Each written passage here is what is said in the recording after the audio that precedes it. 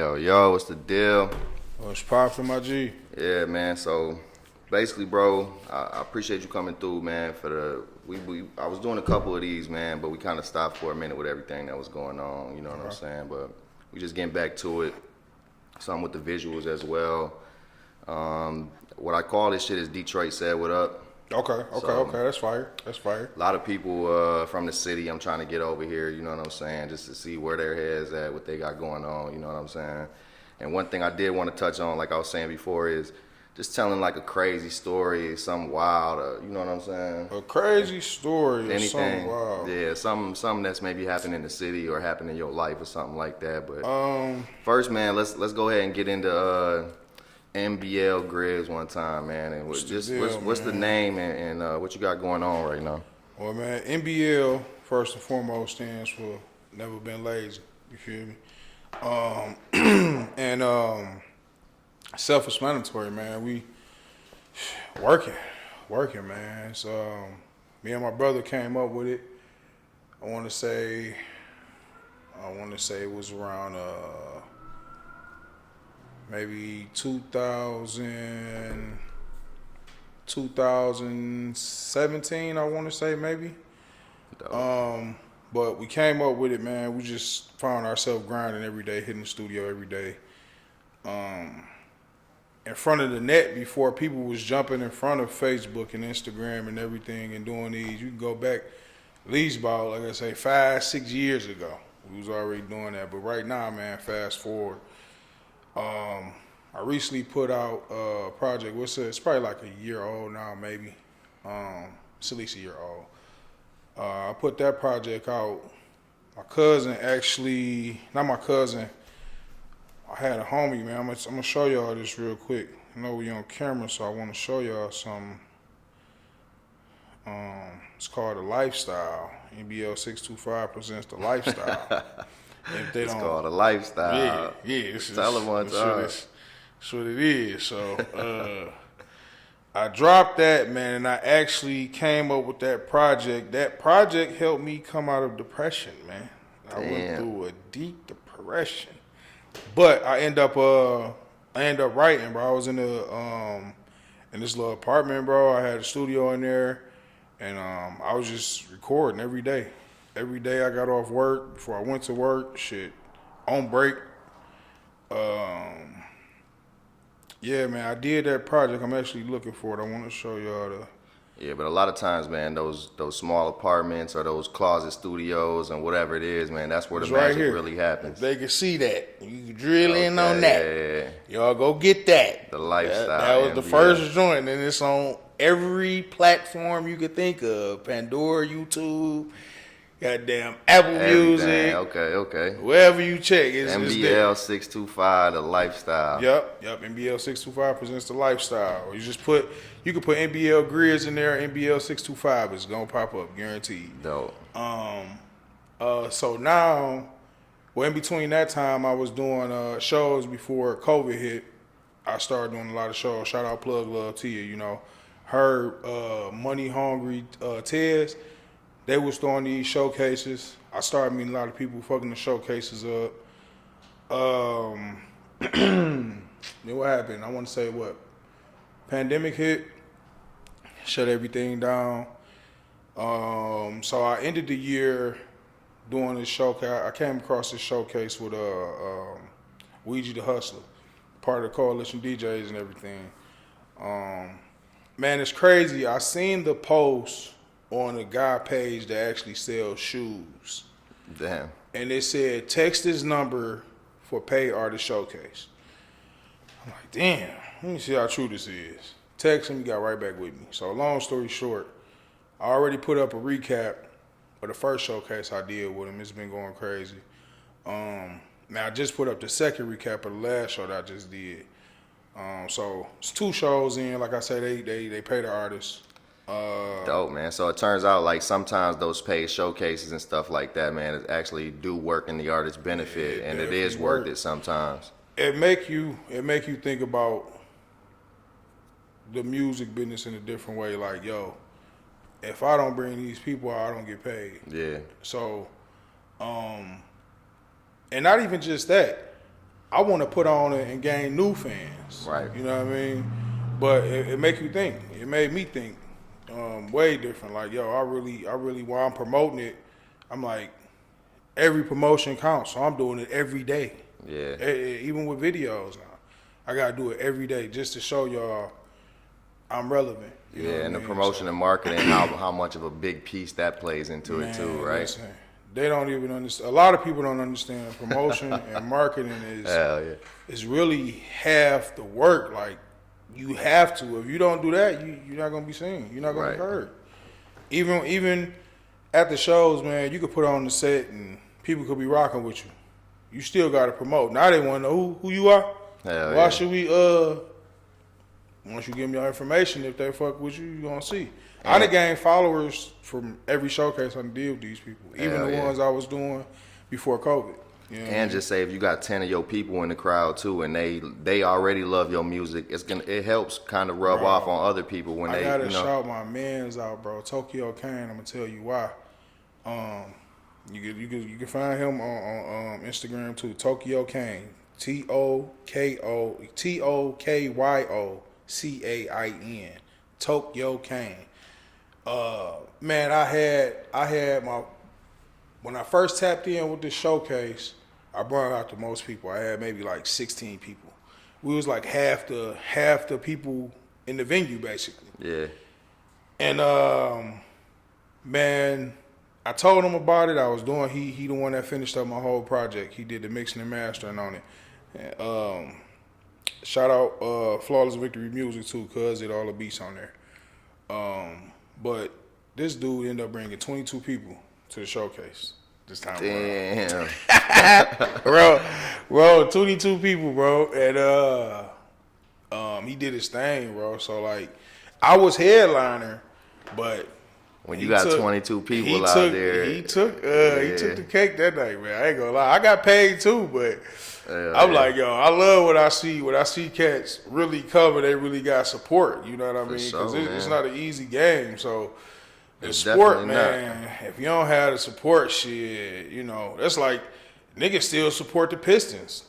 And they don't even win. Like, they haven't won. How would they won? Like 2 games or some shit like that? Yeah, that's what I was gonna relate it to too, is sports itself. It's like being a good player or you know, having good sportsmanship to help up the other guy, or when you see somebody scoring, to dab them up and go, okay, yeah, that was dope. You know what I'm saying? Because you know what, with this shit, like, for a person to believe in you is deep. Because a motherfucker hear you rapping all day, like, oh yeah, you cold, you can rap. But you got a lot of motherfuckers nowadays who can rap.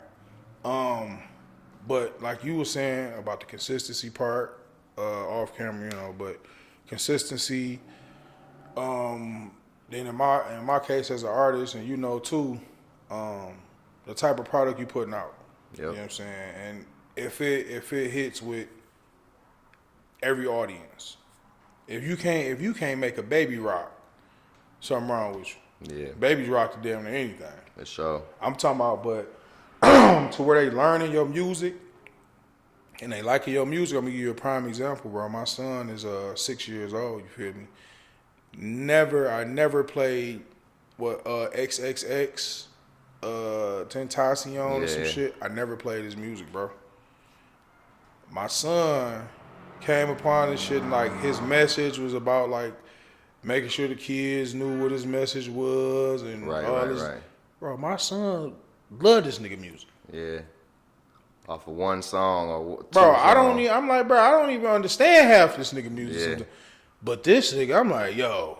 So you could touch people, bro, with music. Like, yeah. I think to me, man, it's like they're moving faster in music. Like if you think about like the 70s, it was like a bit, you know, the instruments were really played out and stuff like. Then into the 80s, they got to electric guitars and kind of all.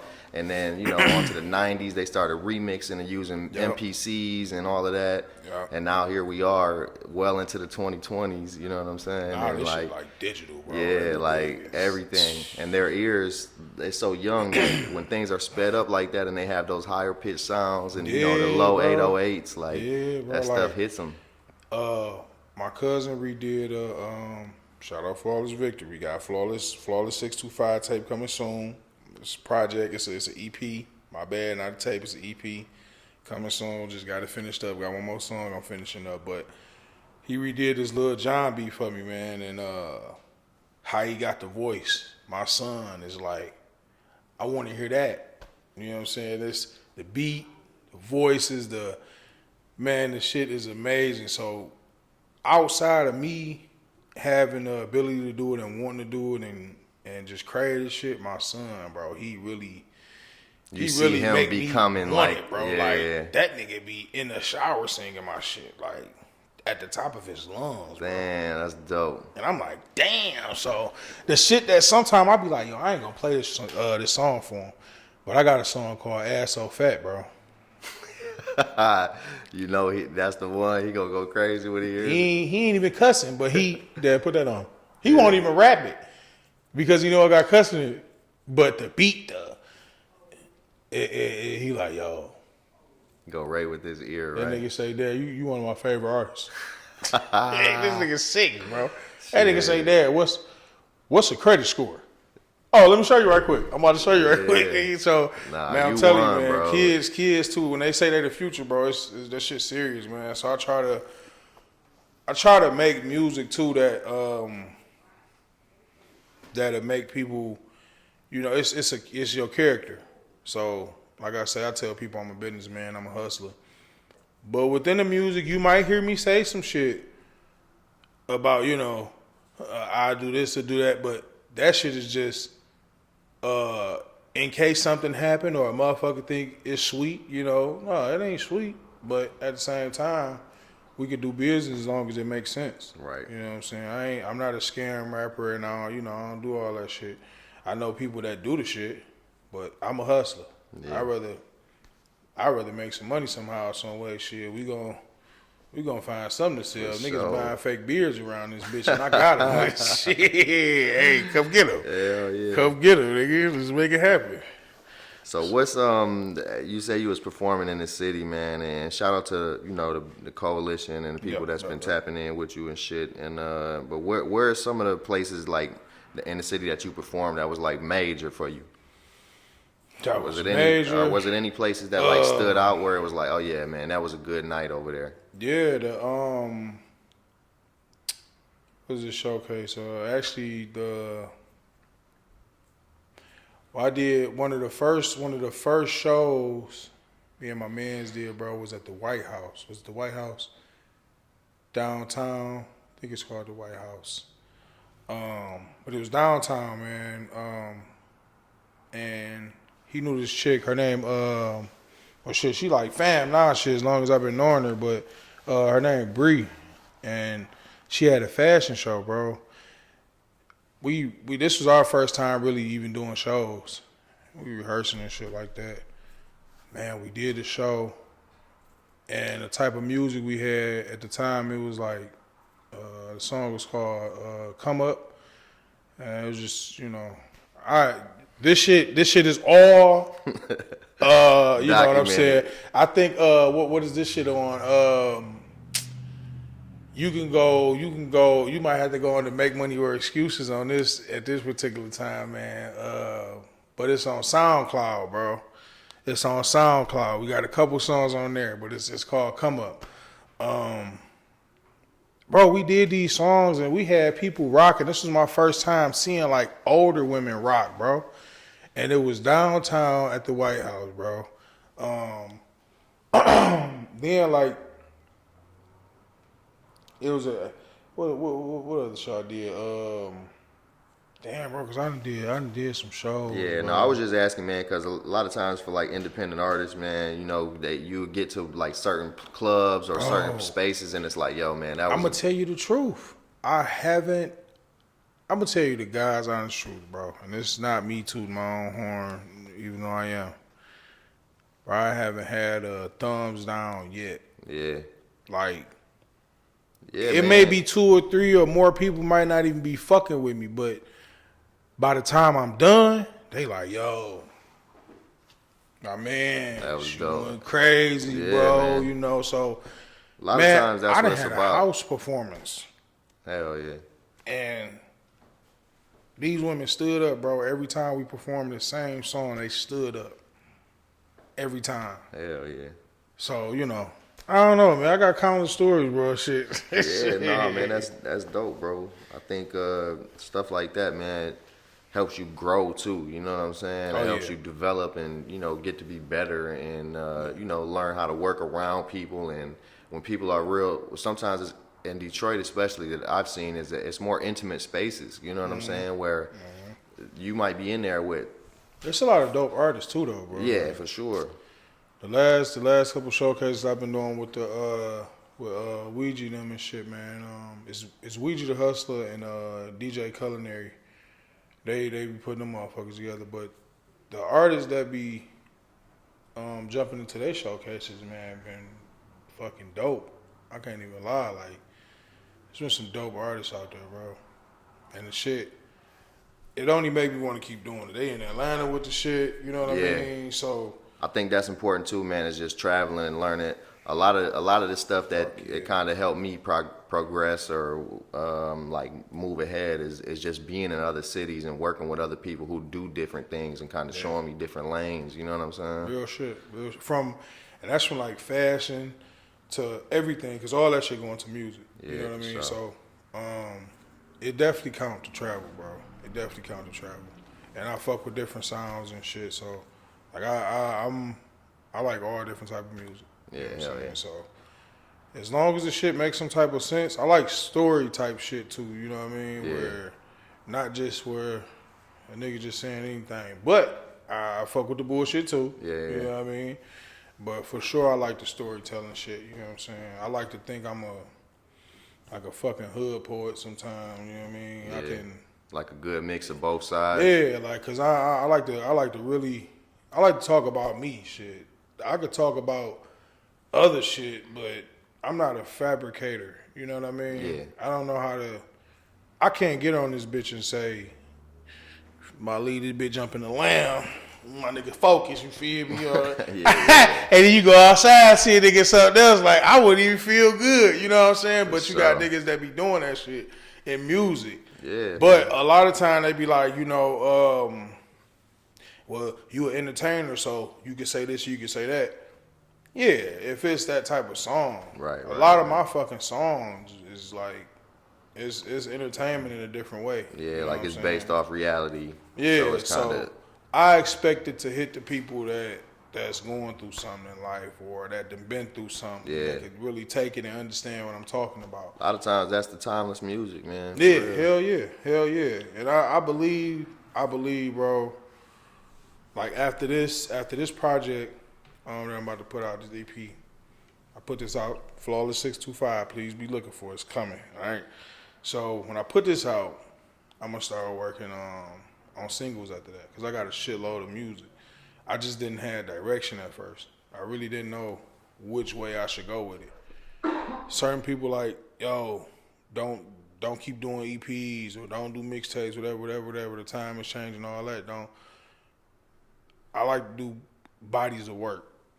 So I know, okay, I can go back, shit, do videos anytime I want to off these motherfuckers. Yeah, you know what you I'm got saying? 12 songs, you can go back and shoot.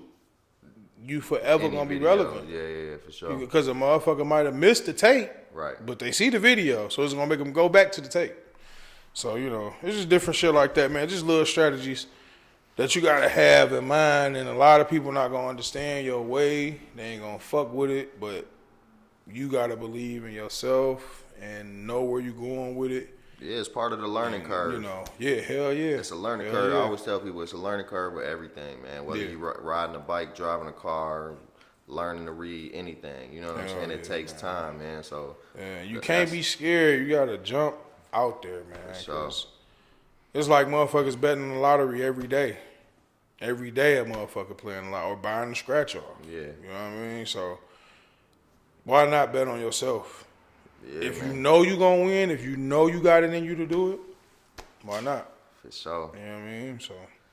So one last thing, man, like I was saying before, bro, is like I always want to tap in with people from the city, man. And like for me, it's no matter where it is or what's going on, it seems like there's always like something crazy going on. You know what I'm saying? So what I wanted to do is just kind of introduce a segment and bring some people in and have them talk about like something crazy or like a wild something that happened in their life. Maybe it's, you know what I'm saying? Yeah. Maybe it was like a legendary moment, or you know what I'm saying, a time you met somebody, or just some crazy. I'm gonna tell you something. One story. I'm gonna keep it short. All right, bet. What made me know that I wanted hip hop,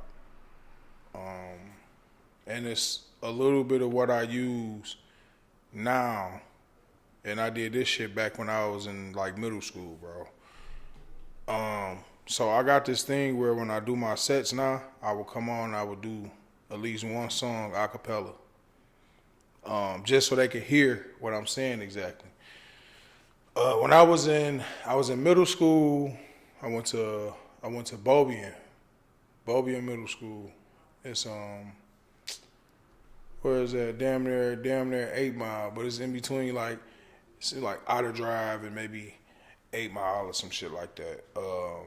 But it's Bates now. But so we had like a talent show, and I go up there and shit, and I always been popular and shit. I always been the type of cat that get around, fuck with everybody. So I had the confidence. I'm like, yo, I need everybody to clap. I seen motherfuckers do this at shows, so I'm like, all right, let me see if I can do this. Motherfuckers got up clapping. I'm like, oh shit. Bro, my heart started dropping. I'm like, fuck, keep going though. I started doing this hook. I had a hook and I had a verse. Bro, when I tell you, by the time I stopped fucking, my sister in the crowd, so she rapping the fucking verse because she know it. You know what I'm saying? My little sister, bro, she used to, bro, she would freestyle with me, nigga. She'd be waking up every day, yo, what you got new? What you got new? Bro, I done rocked this motherfucking whole lunchroom, bro. Teachers, motherfuckers he be getting on my fucking nerves, but he did his thing up there, bro. It was, and I had my mans performing with me too. It was crazy. But that was the first time that I rocked the stage, and the shit made me feel like, all right, this might be it, bro. Yeah, like when it you was get some power in that, cause you gotta think in the school. Yeah. You feel me? It's a lot of fucking people. You gotta have some balls to get up there and really perform, bro. I'm talking a cappella on the mic. I got motherfuckers clapping loud as they can. And at the time, I was listening to Bone Thugs, so you know I was listening to a lot of shit. But Bone Thugs was some of the people that I'm like, yo, this repetitive shit is crazy. So when I did my verse, I'm spitting a motherfucker, but my sister rapping the shit too. Man, I'm talking about this specific guy, man, Mr. Sherbeck. He was a white dude. He was funny as shit. He would always wear like 7 Mile shirts, hat cocked and shit. He'll wear that shit over his little suit shirts and shit like that. Yeah. Man, I get off the stage, man. I'm talking about this was the first time, bro. Handshakes, back pats, my guy. Yeah. All the kids like, yo, if don't nobody make it, he's gonna make it. For sure, bro. We used to have a notebook we would pass around and write in, bro. And fast forward, man, NBL 625, man. You feel me? It is a thing, man. You can look it up. The prophecy is playing out and shit. It's here, man. I'm still working, and everybody be, you know, some people surprised, some people not. But, bro, it's just, if I would have knew then, I would have been NBL then. This shit would be even bigger now. Yeah, you know what I'm saying? And if I would have met bro then. And even like continuing on, like even you said your son now is like rapping your verses. Bro, I got 2 sons, bro. Yeah, I got one son just turned 10 months, bro. I got a video. He's on the mic screaming. He a baby, bro. When my video come on, he in that bitch rocking. Yo, my man's on this bitch, bro. I got a machine little karaoke joint with the mic and everything. Yeah, we doing live shows in the house. Be all y'all could be. Man. But we also gonna do this homework too, and we gonna get to this other shit. Yeah. Let y'all play around and be kids. But yeah, y'all, my son told I want to be a rock star. Shit, nigga, I'm gonna get you there without the bullshit. So that's why I'm paving the way. You know what I mean? So Yeah, man, that's dope, man. he can have that shit if he Give him wanted. some things that Yeah, you might have shit. wanted when you was growing up, man. That's dope as hell. And man. and the thing is this too. Put this out there and shit before before we wrap it up and shit like that. I took my son, bro, and I moved him to Belleville so I could try to just show him something different. You know what I'm saying? Everywhere got its hood, but out there was like, this is the furthest away from the hood right now I could get him. You know what I'm saying? I had my, you got shit everywhere you go, but there ain't no shit like that. There ain't no crazy shit. But I still bring them back to the hood, you feel me? And just because, whether you grow up in the hood or not, whether you black or white or whatever, music can be felt in any age, any fucking mind, you feel me? A lot of people be putting bullshit around music, or people that like, they say that the two things in the hoods is basketball and music and shit like that. No, it ain't, bro. That ain't the only thing. I know niggas in the hood doing a whole bunch of different shit. Right. But my son just so happened, and he a heavy set cat. You would think he want to do football. He won't fuck with basketball. Yeah. You know what I'm saying? He like, we watching karate shit, all this. I got him in different shit. You know what I'm saying? But I still bring him back to the hood. You feel me? Because I got my peoples everywhere. And I show this nigga, just because you in the hood don't mean that it's shooting and all this bullshit going on what they try to portray, you know what I'm saying? So I'm really trying to paint a different picture, bro, for the youth, myself in general. You know what I mean? Just because shit, I was fucked up thinking certain shit at one point, just growing up in the neighborhood and different hoods. I'm from the east side, you feel me? A lot of people don't be knowing that shit. But, bro, I have a lot of fucking people on the east side, bro. I got people out of town.